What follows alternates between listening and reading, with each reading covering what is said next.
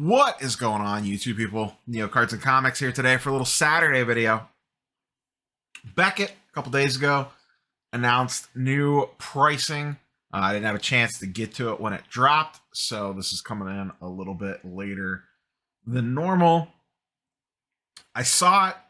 I could have cranked out a video on it right when it happened, but it really wasn't much of a change from what they were already doing. They also rolled out one nice new thing that we'll hit with that first, then we'll get into the pricing because it's quicker and easier. They are now including a barcode on your submission slip that they scan when the cards arrive. Previously, Beckett was one of the few companies that didn't have any sort of like package recognition, essentially, as in something that they scan to tell you that your package has arrived, basically like a peace of mind. CSG has it. I know PSA has it, that you get that little email saying, hey, we got your package. Your order's not checked in yet, but we got your package. So this will be a barcode on the packing slip. So once the package is opened up, assuming it's opened up quickly, they'll be scanned before they're actually logged into the system, just to let you know, hey, we got your stuff. You can breathe a sigh of relief. I guess, I haven't said anything to Beckett in a really, really long time. Looking at the posts that people have made on this IG post, it sounds like things are running a little bit longer than what they should be in regards to current turnaround times, at least posted turnaround times. I've seen some reports that, people are getting things back in relatively reasonable times. There's a lot of comments on both these posts kind of saying otherwise. So do some due diligence there. Based off what I could tell poking around on Blowout, premium stuff does seem to be moving pretty quickly. The lower tier stuff seems to be moving a little bit slower. I think part of the frustration is the whole, the clock doesn't start until the order's checked in. The way it sounds is that there's a delay in the check-in process from what I could gather. Once again, kind of poke around, do your own research on that one. So hopefully this little scanning thing will make things a little bit easier. I know it's nice to know that the grading company actually received your package, even though, you see it delivered on the UPS or FedEx or USPS, whatever it is that you ship with. Tracking, that's one thing, but to see it actually in the building is another, and allows you to kind of rest easy a little bit when you send off a high dollar order. So that's a nice quality of life improvement, long time coming, to be quite honest with you. Let's get to the actual pricing. Once again, it's not a huge, there's some little tweaks here, but it's really nothing crazy. They have a collector special at $18 a card with subgrades. Without subgrades is $16 a card. $400 declared value, so we're back on declared value again when they weren't for a little bit. 10 card minimum, 40 to 60 business day turnaround time. So you would be looking at about 3 months, assuming 20 business days in a month, 2 to 3 months, and that's from time of check-in. Keep that in mind. Standard, just $22 a card with subgrades, 18 without. This is no minimum, so if you just have 2 cards to send, it's an extra $4. You get a little bit of a break by sending 10 cards in. No declared value on this one, so that's also a little bit of an advantage. Honestly, I don't, what the $4, I mean, I don't know their books, but like, you really just couldn't have made that no declared value or a higher declared value. It seems kind of weird to throw a $400 declared value on that one. It's a $4 difference, and you're assuming you're giving a discount because they're sending 10 cards in or more. That's kind of nitpicky on my part, but it is what it is. Standard $40 without, or with subgrades, 30 without. No max declared value, 10 to 20 business days. Priority, $140, 2 to 5 business days with subgrades, 100 without. So those are their new pricing tiers. So basically, ultra fast, really though these two do have the same declared value, or the same turnaround times. The difference here is the declared value and the you don't need 10 cards to send in. But these two tiers are basically the same. Then you kind of have this mid tier, and then you have an upper end tier. So here's honestly the real conundrum with all this.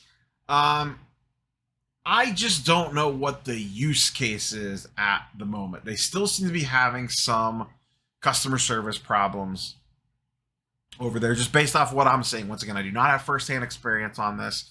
So curious, as always, in the comments down below, if you've recently sent orders to and from Beckett, specifically Beckett, please post your turnaround times.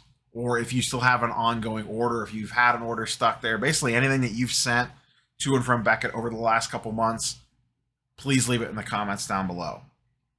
I'd like to get a vibe from my audience versus just random IG comments that I don't actually know who the people are in most cases. The problem ultimately comes down to this. At $18 to $22 a card, at 40 to 60 day turnaround time, throw the declared value out the window. Let's just talk about the bare bones. $18 to $22 a card, that is dead on with what SGC's pricing is. SGC's $22 a card with no minimum. It's $18 a card if you send multiples. That's assuming you're sending yourself. And I believe it's a 10 card minimum with SGC. Could be 20. Don't hold me to that regardless.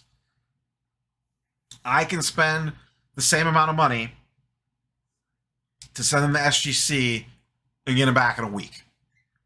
Listen, I'm no fan of the SGC case. That's widely documented. I've told Peter that directly. We've talked about it on multiple live streams, or not live streams, but interviews, I guess is the better term for that.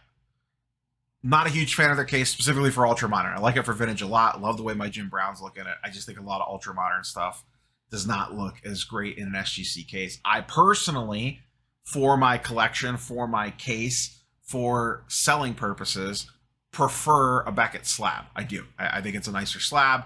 The label needs some work. It needs some upgrading. It needs some new security features. We all know that. However, if I'm grading the resale at this point, if I'm grading the flip and it's not going into my case or into my collection, I am sending a pile of cards off. I would like to get that pile of cards back, and I would like to sell them with this pricing and this turnaround time structure. It just doesn't make sense.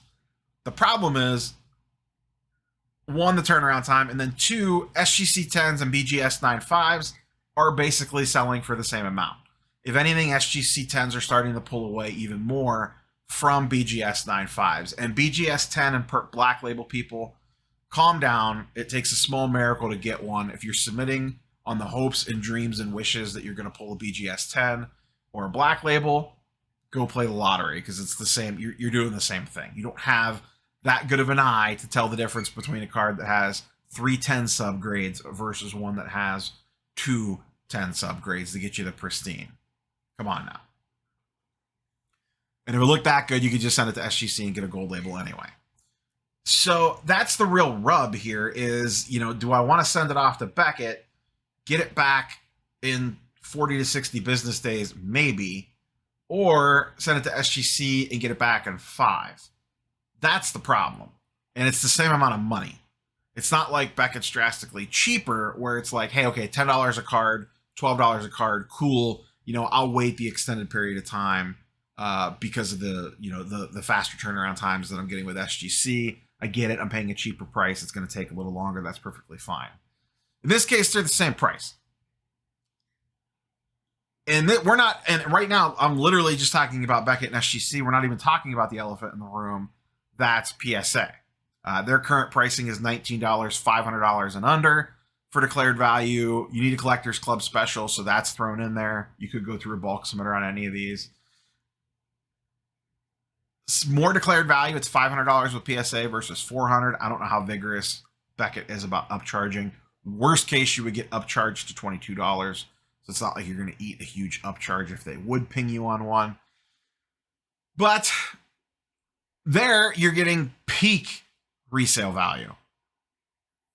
And other than, and we kind of always go back to this, the same old with Beckett, other than thicker RPA cards, patch autos, that sort of stuff, mem cards, I don't know what makes a lot of sense with them right now. I really don't.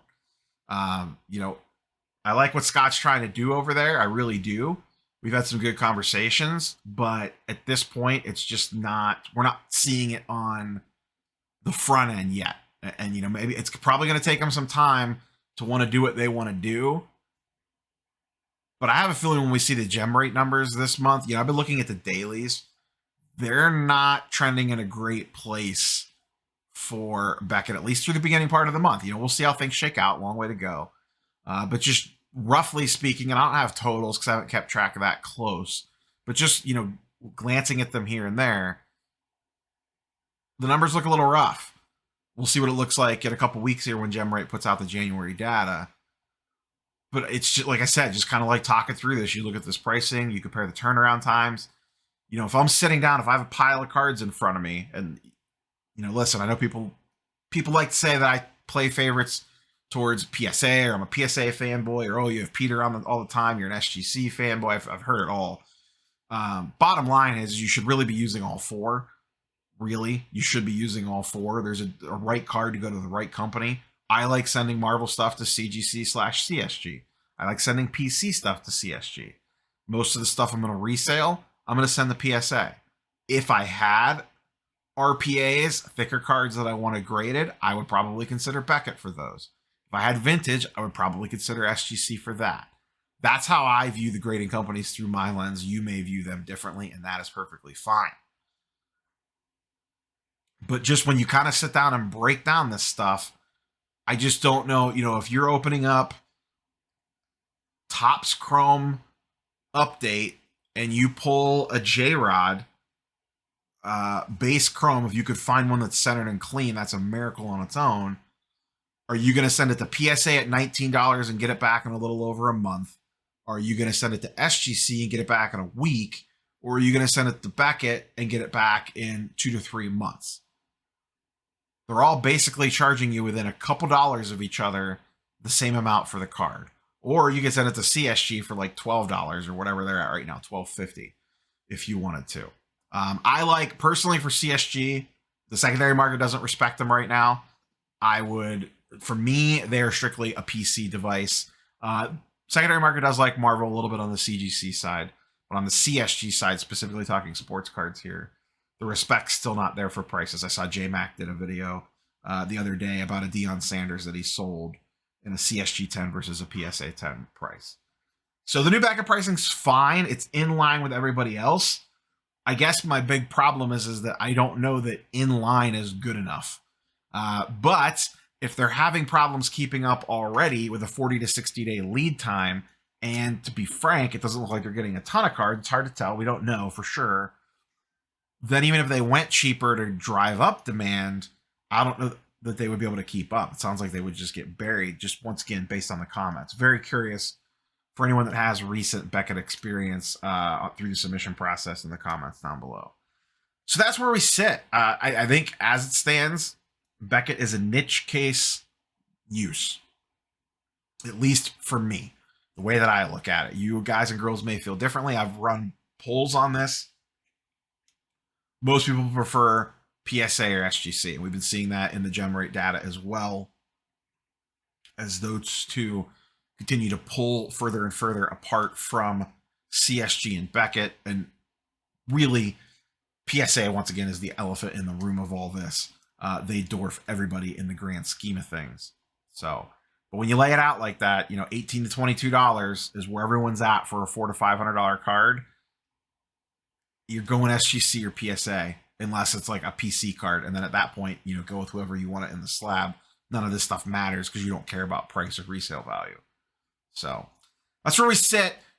Maybe next week we'll kind of do now that everyone has pricing out, maybe we'll kind of sit down and talk about this a little bit more in depth in regards to, what should go where, pricing tiers, all that sort of stuff. But we'll see. We will catch you guys and girls on the next one. See you all tomorrow for the Sunday weekly market recap. Peace.